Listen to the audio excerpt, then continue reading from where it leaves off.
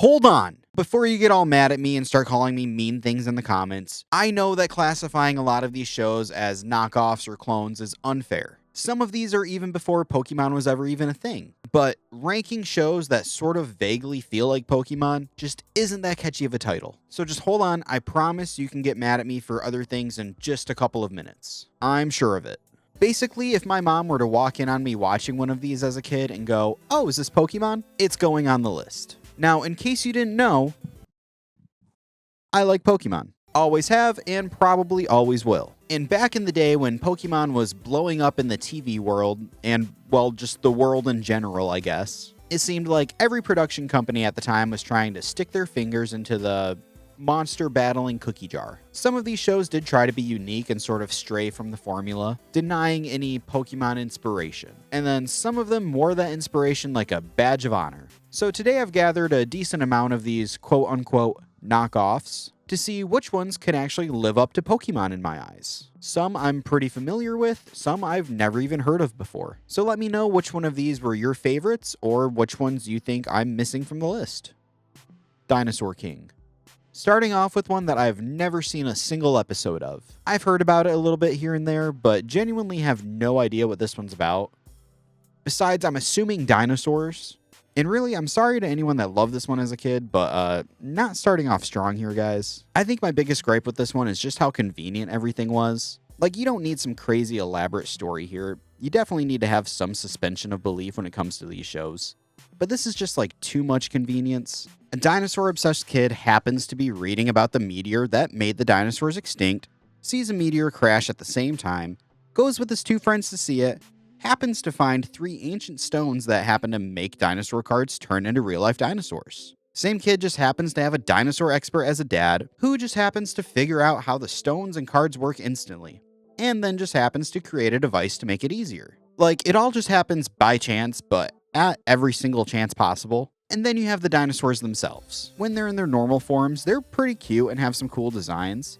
But then when they transform for battles, it's just big CGI dinosaurs. Which would be fine if they didn't look so bad. They pulled like a Code Lyoko here and tried to make them like CGI so that way it stands out and it's unique, but it just looks jarring and uncanny. I really think if they just left them as like 2D designs, it would have worked so much better. The jarring difference feels like you're watching an episode of Gumball. Like, my kids love this one show called Dino Dana, where it's literally just a show for preschool-age children about dinosaurs. And the dinosaurs in that look so much better than this. Now, I didn't hate this one, but I really wasn't that impressed with it, so I think we're going to start off on a C tier. Yokai Watch. This is one that I've sort of always been, like, vaguely familiar with. Like, I always heard about it, I know there's games and stuff, but just never delved into this one. And getting into it for the first time, I kind of loved it. Like, I assumed this was going to be your standard monster battling scenario, but it really wasn't. Instead, it's more of like a supernatural sort of show with a kid freeing a yokai named Whisper, who's a ghost, that shows him the world of yokai surrounding him. Creatures that cause mischief that nobody else can see. In every single one that they come across, they either try to reason with it and befriend it, or defeat it. And if they do befriend it, they can then summon the new friends to help them with other yokais. This one just genuinely felt really fun and different to me. I love the use of folklore as an inspiration for all these creatures, and the fact that it isn't always some big battle, but instead sometimes just the kid genuinely helping them. And on top of that, there's some really clever humor throughout, especially when it comes to Whisper, who gives off almost like a genie from Aladdin vibe at times, even though he insists that he's not a genie. And the animation here is pretty great too, along with the designs of the yokai themselves. I should have watched this one when I was younger. I actually ended up watching a few episodes because I just genuinely enjoyed this one and was having a good time with it. And so I'm probably going to keep watching it and maybe even check out the games. Really, I'm genuinely surprised with how much I ended up loving it. So I'm going to put this one on S tier.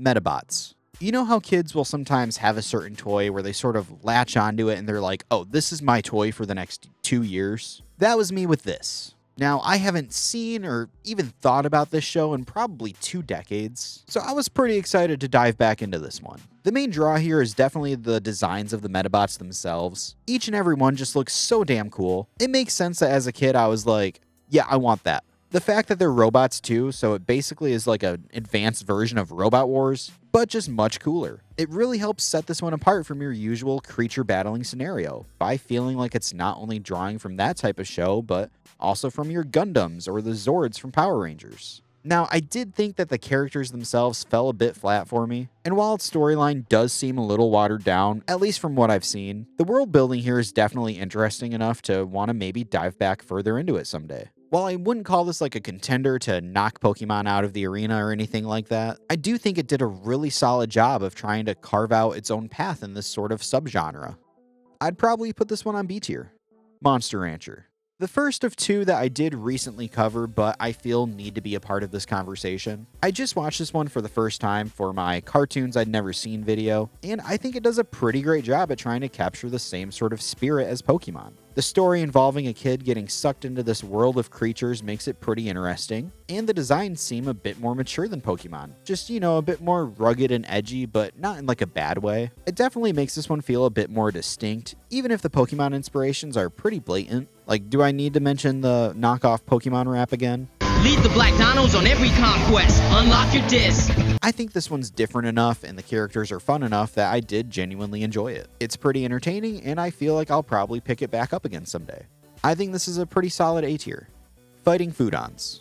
Such a weird show, but such a good time. Another one recently talked about in my Forgotten Shows video. This one is absolutely ridiculous, but it knows it. Like, there's no way that the people who made this show weren't laughing their asses off the entire time. I feel like you can really see the inspirations from not just Pokemon, but just this whole genre of shows as a whole. At the same time though, as I said, super weird, but that's not a bad thing. Sure, it's a show about a world full of chefs who create dishes and turn them into monsters to battle, but what other show can you say the same thing about?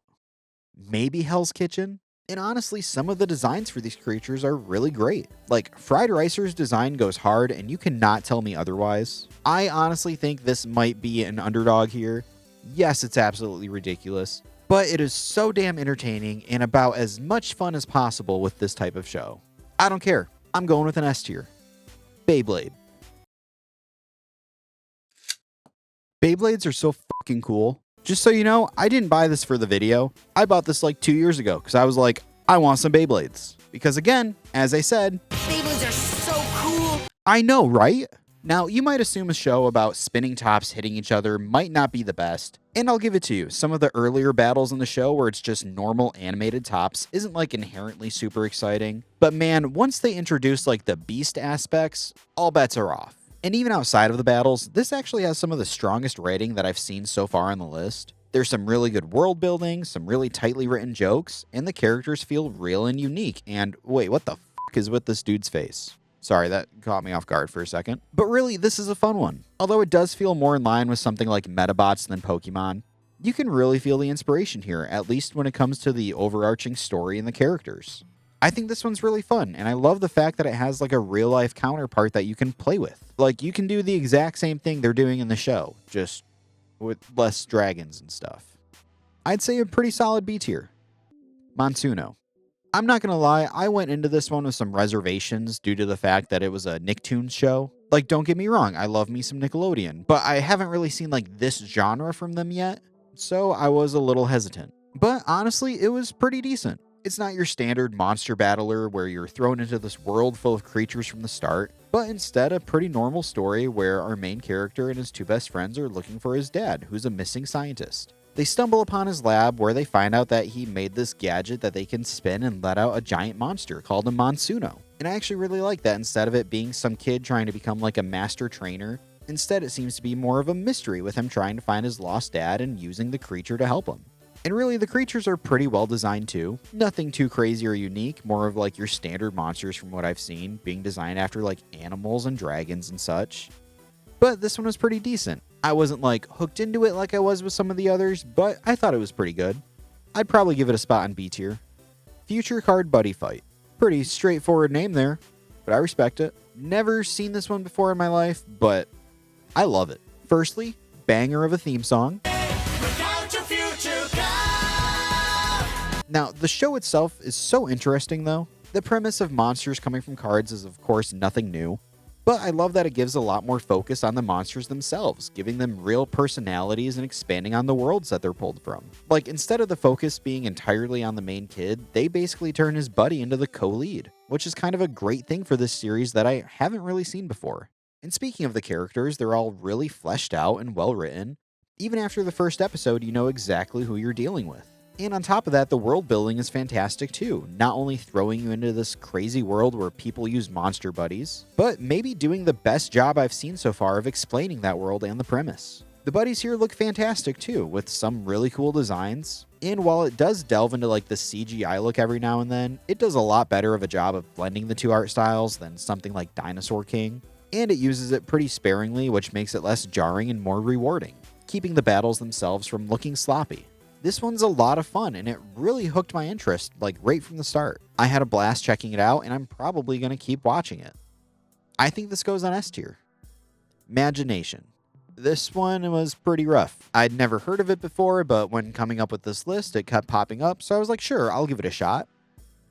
And it was really dumb. And let me say, I love this genre of shows as a whole, so don't get me wrong when I say being dumb is not a bad thing for this shows. I just gave Fighting Foodons an S tier. But that's because a lot of the times, not only are they dumb, but they're also a lot of fun, and that sort of balances each other out. This one wasn't really fun, so on the dumbness to funness scale, it's leaning pretty heavy one way for me. I just found this one to be pretty boring, like they seem to be going for some overarching story with an ancient evil and an unwilling hero who stumbles upon a world where people dream up creatures to help them in battle. Some of the creatures were pretty well designed and cool, but that's about where this one ends for me. The characters themselves I didn't really care for, and the whole thing from the animation to the fight scenes to even some of the voice acting just really missed the mark here for me, to the point where it all adds up to me not having a fun time watching it. I know there's probably fans of the show and of the card game it's based on, but I'm not going to be one of them, at least from my experience with watching the show.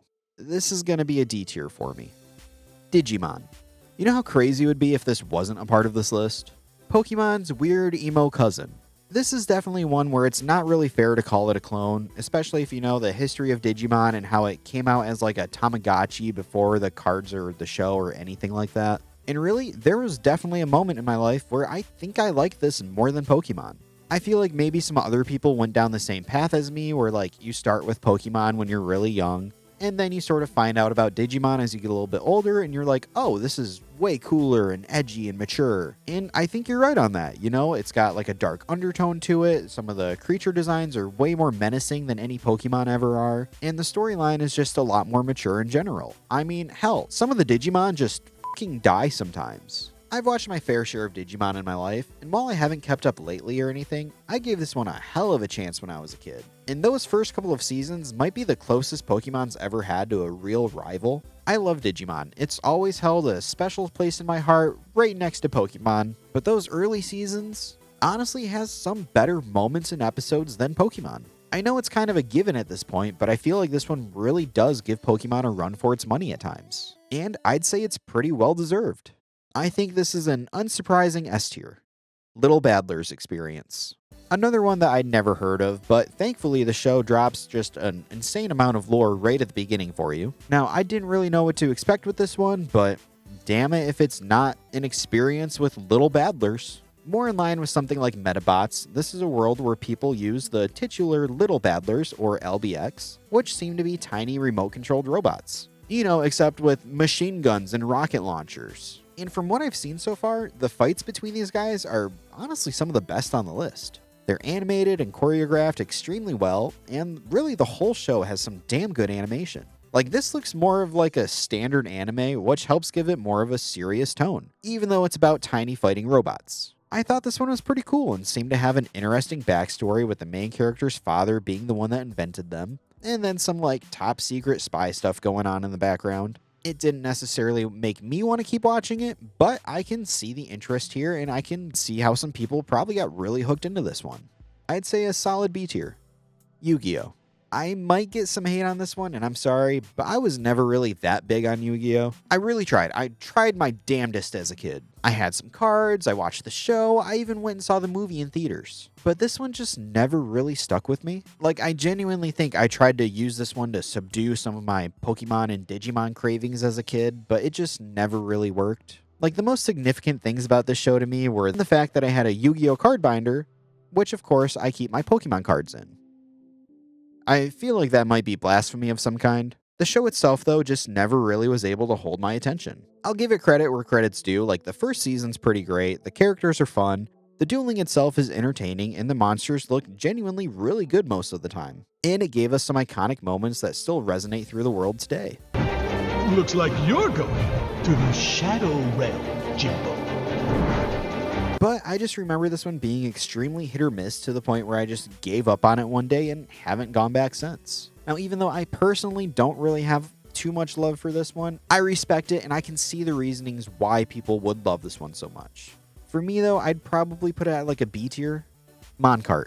I've never heard of this one before, and it actually didn't even come up in my research for the video. I just happened to stumble upon it while watching other shows in this genre, and my initial reaction was pretty much, what the hell is this? A show that involves monsters and racing? Sure, put it on the list. So I went into this one with literally no expectations, and I'm not sure if that ended up good or bad. The animation style definitely threw me off a bit at first, with the rest of these being mostly 2D animated, whereas this one is computer animated. But honestly, it was kind of refreshing. And then getting into the actual show itself though, it really is a mix between something like Pokemon and Mario Kart, with the trainers coaching their monsters to race against others while using special attacks and abilities to win the race. You know, like this one using a swarm of bugs, or this one curb stomping its opponent. The creatures themselves have some pretty fun designs, nothing really groundbreaking or anything, but they do look pretty cool, and they can sort of like transform during the races and merge with their carts, which end up giving it a pretty unique feeling. I've gotta say though, the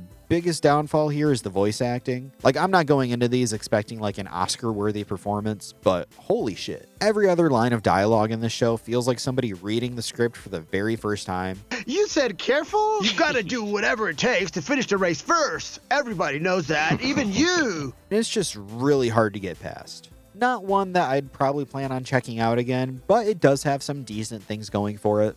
Just not the voice acting though. They're being very rude. I think this probably goes on C tier. Bakugan Battle Brawler. Bakugan